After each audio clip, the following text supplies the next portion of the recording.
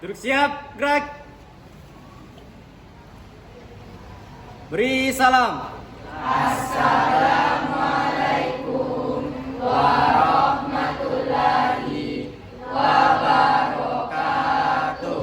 Waalaikumsalam warahmatullahi wabarakatuh. Marilah kita baca doa sebelum belajar bersama-sama.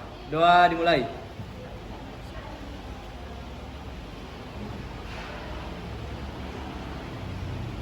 Selesai. Andi Eva Febri Anugrah, Andi Muhammad Zikra, Andi Nurul Izzah, Aan Gunawan,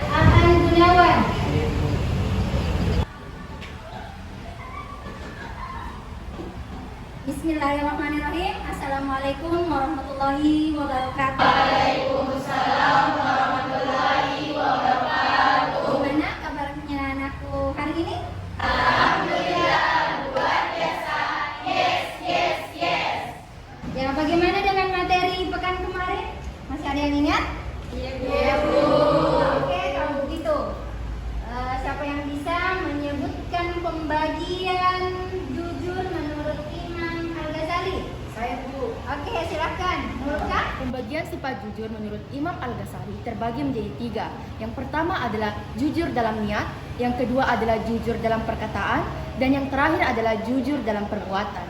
Ya, dari teknik penilaian dalam materi meniti hidup dengan kemuliaan, itu yang pertama teknik penilaian sikap, kemudian yang kedua teknik penilaian pengetahuan, kemudian yang terakhir teknik penilaian keterampilan. Ya, setelah Ibu sampaikan teknik penilaian, sebelum memulai materi, Ibu akan membagi kelompok menjadi 4 kelompok. Kelompoknya sudah terbentuk menjadi 4 kelompok.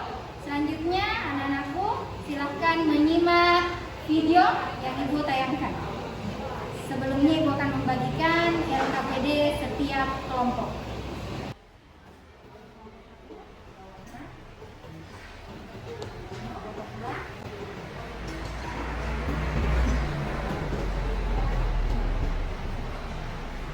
Persaudaraan. Yang pertama, pengertian pengendalian diri atau menjaga nafs. Pengendalian diri atau kontrol diri biasa disebut. Setelah menyaksikan video, selanjutnya silakan mengidentifikasi masalah-masalah yang terkait setelah menyimak video. Silakan bekerja sama dengan kelompok ya.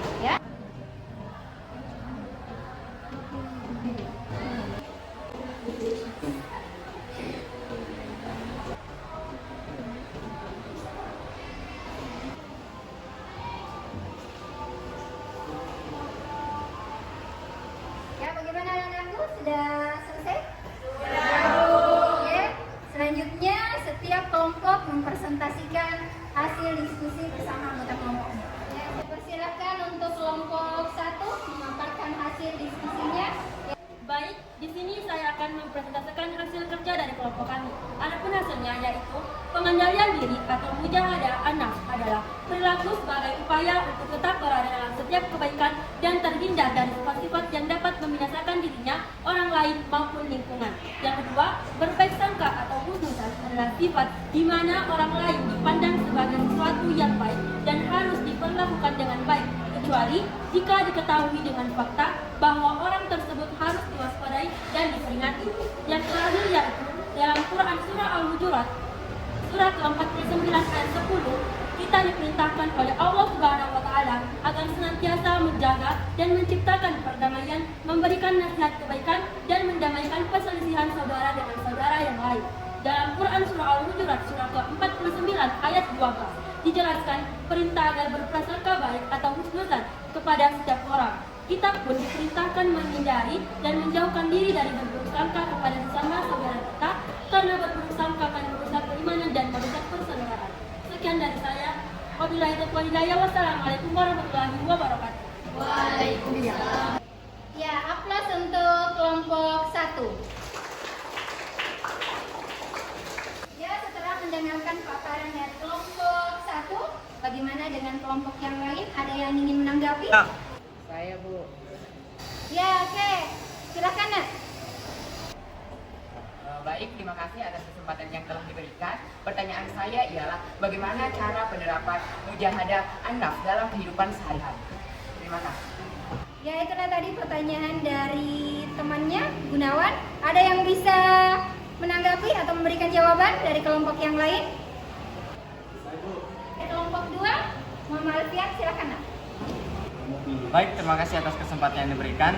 Di sini saya akan menjawab pertanyaan dari kelompok 3, yaitu bagaimana penerapan contoh pengendalian diri dan atau mujahadah dalam kehidupan sehari-hari.